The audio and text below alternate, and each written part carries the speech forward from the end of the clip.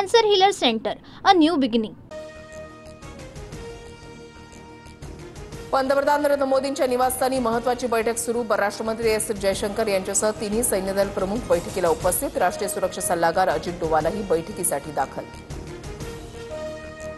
पंतप्रधान मोदींचा रशिया दौरा रद्द. विजय दिवस परेडसाठी मोदी उपस्थित राहणार होते, तर मोदींचा दौरा रद्द झाल्यामुळे काहीतरी मोठं घडणार असल्याच्या चर्चा. भारताच्या कारवाईच्या इशाऱ्यानं पाक आर्मीचे प्रमुख घाबरले. पाकिस्तान आर्मीच्या अधिकाऱ्यांनी कुटुंबाला परदेशात पाठवलं. पाकिस्तानकडे अणुबॉम्ब. हल्ल्याआधी शत्रू 10 वेळा विचार करेल. मरियम नवाज यांची दरपोक्ती. तर आमच्याकडे तुमच्या आधीपासून अणुबॉम्ब. फारुख अब्दुल्लांचं प्रत्युत्तर. पाकिस्तानी लष्कर आणि पाकिस्तानी पोलिसात शाब्दिक चकमक. पश्तून पोलीस अधिकाऱ्यांचा पाक आर्मी अधिकाऱ्यांसोबत शाब्दिक वाद. पाकिस्तानी आर्मी आणि पोलिसांचा व्हिडिओ व्हायरल.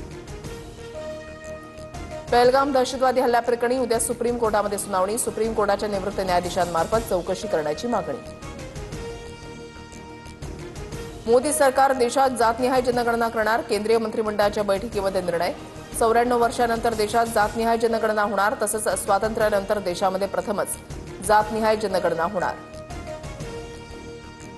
जातनिहाय जनगणनेच्या निर्णयाचं स्वागत. जातनिहाय जनगणनेची तारीख जाहीर करावी. राहुल गांधींची प्रतिक्रिया. जातनिहाय जनगणनेचा निर्णय ऐतिहासिक. मोदी सरकारच्या निर्णयामुळे मागासवर्गीयांना न्याय मिळणार. मुख्यमंत्री फडणवीसांची प्रतिक्रिया. तर काँग्रेसनं जातनिहाय जनगणनेला सतत विरोध केला. फडणवीसांची टीका. सरकारने आरक्षणावरील 50% मर्यादाही हटवावी. तसंच खासगी शिक्षण संस्थांमध्ये आरक्षण लागू करावं. राहुल गांधींची मागणी. पहलगाममधील हल्ल्यामध्ये लष्कर-ए तय्यबाचा टॉप कमांडर फारुख अहमदचा सहभाग उघड. फारुख अहमद सध्या पीओकेमध्ये लपल्याची एनआयएमधल्या सूत्रांची माहिती. पाकिस्तानच्या समुद्र क्षेत्रामध्ये परदेशी जहाजांना बंदी. पाक नौदलाकडून युद्धाभ्यास करण्यात येणार असल्यामुळे 2 मेपर्यंत परदेशी जहाजांना बंदी. पहलगाममध्ये एंट्री आणि एक्झिट पॉइंटवर 7 जणांची हत्या. पहलगाम हल्ल्याप्रकरणी एनआय तपासामध्ये माहिती. हल्ल्याप्रकरणी आतापर्यंत 100 पेक्षा जास्त स्थानिकांची चौकशी. पहलगाम हल्ल्यानंतर राष्ट्रीय सुरक्षा सल्लागार मंडळाचं पुनर्गठन. माजी रॉ प्रमुख आलोक जोशी यांची अध्यक्षपदी निवड. तसंच माजी एअर मार्शल पीएम सिन्हांचा समितीमध्ये सहभाग. एलओसीवर पाकिस्तानकडून कुरापती सुरूच. पाककडून आंतरराष्ट्रीय सीमेवर युद्धबंदीचं उल्लंघन. जम्मूमधल्या पराग्वाल सेक्टरमध्ये पाकिस्तानकडून गोळीबार. भारतीय लष्कराकडून चोख प्रत्युत्तर.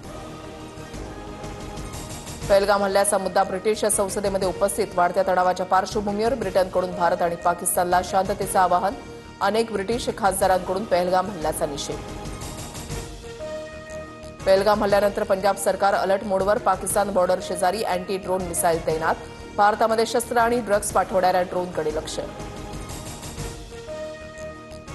फुटीरतावादी धार्मिक संघटनांपासून दूर राहा. पहलगाम हल्ल्यानंतर श्रीनगर पोलिसांच्या नागरिकांना सूचना. इतिहाद उल मुसलमीन आवामी ॲक्शन कमिटीच्या कार्यक्रमात न जाण्याच्या सूचना. ठाकरे बंधू एकत्र येत असतील तर चांगलंच. ठाकरे बंधू एकत्र येण्याच्या चर्चेवर शरद पवारांची पहिल्यांदा प्रतिक्रिया. मुख्यमंत्री देवेंद्र फडणवीसांचा अक्षय तृतीयेच्या मुहूर्तावर वर्षा निवासस्थानी गृहप्रवेश. 4 महिन्यानंतर मुख्यमंत्री शासकीय निवासस्थानी शिफ्ट. परळमधील एल्फिस्टन पुलाच्या पाडकामाविरोधात मुंबई उच्च न्यायालयामध्ये याचिका. याचिकाकर्त्यांचे आक्षेप विचारात घेण्याचे एमएमआरडीएला निर्देश. 3 दिवसामध्ये याचिकाकर्त्याला म्हणणं मांडावं लागणार. जीएसटीसह सोन्याचे दर 99,498 रुपये तर चांदी 1,09,40 रुपये किलोवर. अक्षय तृतीयेला ग्राहकांच्या खिशाला मोठी कात्री. Cancer Healer Center, a new beginning.